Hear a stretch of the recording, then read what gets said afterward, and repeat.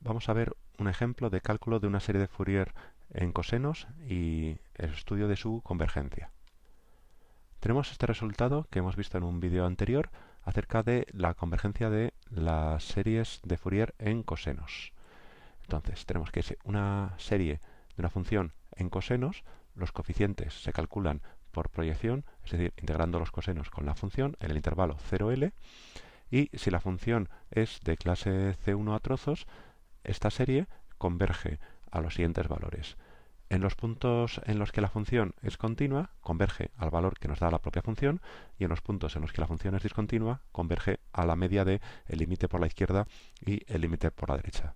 Además, tenemos una identidad de la energía que nos relaciona la energía de la función con la suma de los coeficientes al cuadrado.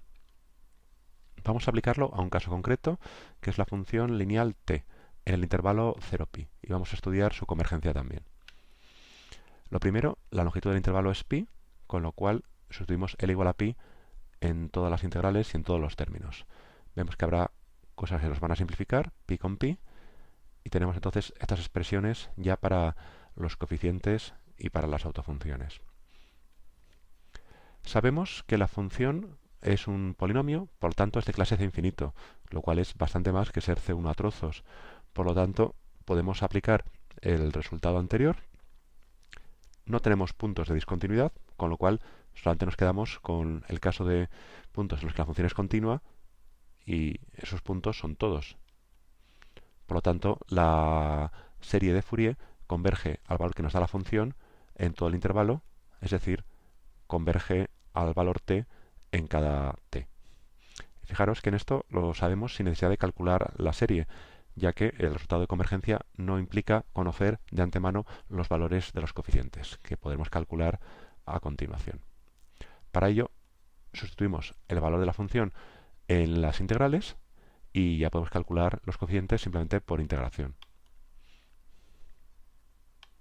Por ejemplo, aquí tenemos que integrar la función t por los cosenos y para ello pues integramos por partes y tenemos esta primitiva que calculáis vosotros, ya digo, por integración por partes. Ahora, simplemente sustituyendo los extremos de integración, tenemos en pi, el seno de pi es 0, el coseno de npi, en 0 el seno también se anula, entonces tenemos el coseno de 0 que es la unidad.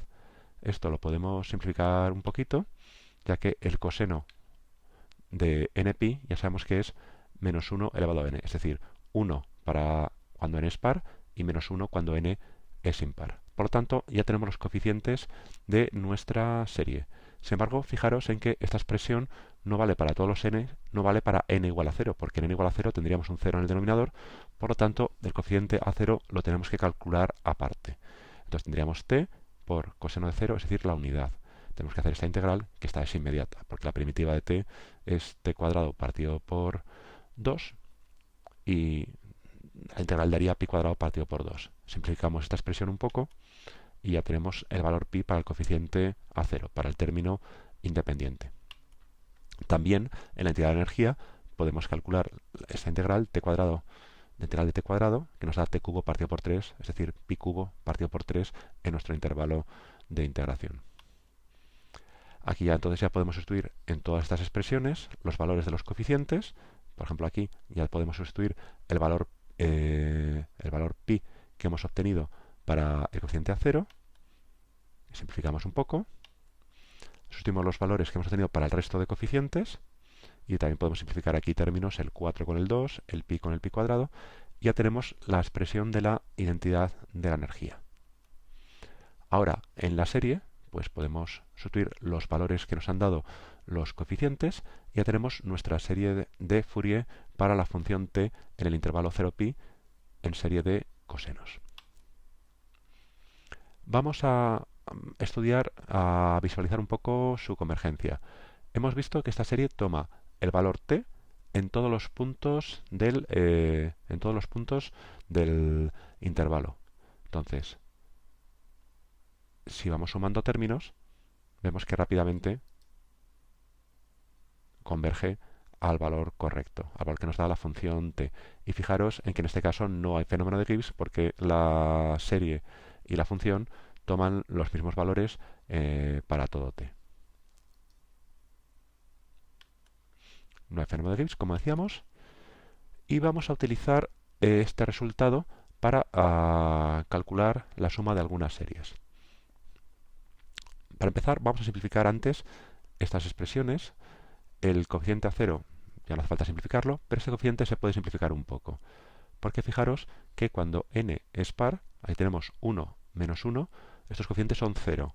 Y cuando n es impar, aquí tenemos menos 1, menos 1, menos 2, menos 4. Entonces tenemos coeficientes de este estilo. Por lo tanto, en esta suma no aparecen términos pares, son nulos, y solamente aparecen términos impares. Por lo tanto, podemos escribir la serie de otras formas. Podemos escribir que t pues sería igual entonces a pi partido por 2, y esta suma escrita de esta manera, pero también la podríamos escribir como suma sobre coeficientes, sobre términos impares solamente. O también, teniendo en cuenta, como ya hemos visto en algún vídeo anterior, que los números impares los podemos escribir de esta manera, como 2m más 1, donde m pues tomaría valor 0, entonces tendríamos n igual a 1, cuando m vale 1 tendríamos el valor 3, etcétera, etcétera. Podemos escribir esta suma de una manera un poquito más elegante, pero más pesada, de esta manera, como suma de m igual a 0 en adelante, cambiando la n por 2m más 1. Vamos a utilizar la identidad de la energía para sumar alguna serie, que ya podéis imaginar cuál es. Una serie en la que aparezca el término n cuarta en el denominador. Podemos expresar esta suma, como hemos dicho anteriormente, como suma sobre los impares. Entonces podemos utilizar este resultado para sumar esta serie, pasando este término al otro lado y el factor 8 partido por pi también al otro lado. Podemos de aquí despejar que la suma de 1 partido por n cuarta, donde n recorre los impares, es decir, 1, 3, etcétera, etcétera, toma este valor de aquí. Con lo cual, una vez más, la identidad de energía nos sirve para sumar alguna serie. También podemos utilizar el resultado de convergencia para sumar algún otro tipo de serie. Por ejemplo, en este caso podemos aplicar este resultado, que es correcto para todo valor de t, al caso t igual a 0. Entonces tendríamos 0 igual a pi medios, y aquí tendríamos coseno de 0, es decir, la unidad. Entonces, fijaros que este resultado nos sirve para calcular esta suma, simplemente pasando ese término al otro lado. Por lo tanto, la suma de 1 partido por un número natural impar al cuadrado, tendríamos que toma este valor pi cuadrado partido por 8. Podéis utilizar este mismo resultado, pero en t igual a pi, y veréis que podéis calcular de otra manera la suma de esta serie, y evidentemente os tiene que dar lo mismo.